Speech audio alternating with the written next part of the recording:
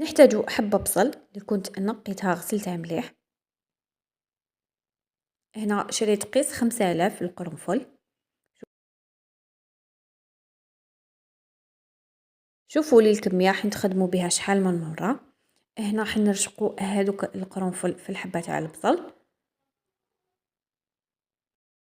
الا كان ولدك سعل شويه ماشي تروح تجري ديريكت للفرماسيان تشري له ادوات، من الاحسن نجربوا هادوما الوصفات الطبيعيين وايضا راح يكتسب المناعه. انا هاد الوصفه عطاتها لي طبيبه الاطفال، جربتها على ولدي يعني تشوفوا بهذه الطريقه عطاتو نتيجه. نعمرو كامل. حبيت نشاركها معاكم هكا راح نستفادوا كامل. انا بعد ما كملت عمرتها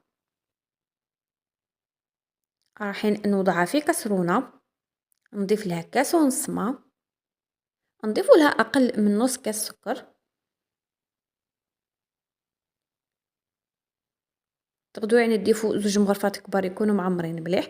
نوضعها فوق النار ونخلوها حتى توصل لدرجه الغليان.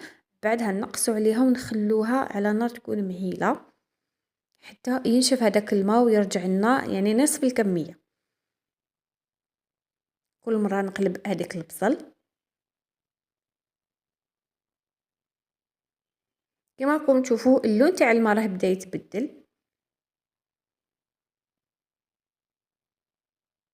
هنا حيبدا يتقال يجينا انسيرو بزاف هايل، ما فيهش كامل ريحه تاع البصل ولا القرنفل، الطعم تاعو مقبول.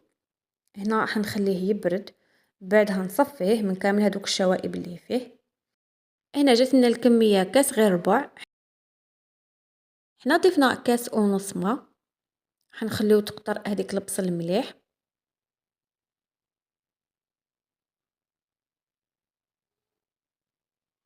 هنا تحصلنا على مضاد حيوي بزاف هايل مفيد للاطفال لاكتساب المناعه.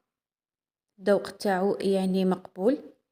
هنا حنوضعو فيه بلاره تاع الزاج، من الاحسن تكون الزجاج. اللي تقولي على السكر بزاف، حتى الدواوات اللي غنشروهم من الفرماسيان ويلو كان تاع لي بيبي صغار تلقاهم معمرين بالسكريات. هنا حنوضعوا لهم 3 مغارف، مغرفه صباح ومغرفه على 12 ومغرفه العشيه كي يجيو يرقدوا، ولا تقدروا توضعوا لهم مغرفه الصباح ومغرفه العشيه كي يجيو يرقدوا. هذا مكان. نتمنى تعجبكم هاد الوصفات وتجربوهم. في الاخير ما عليا غير نقول لكم الى عجبكم الفيديو عجبتكم الوصفه ما تنساوش ديروا لنا لايك وكومنتار واشتركوا معنا في القناه. بارطاجيو لا فيديو مع الاصدقاء تاعكم وتاعهم الفائده. نتلاقاو ان شاء الله في فيديو جديد وفي وصفه جديده.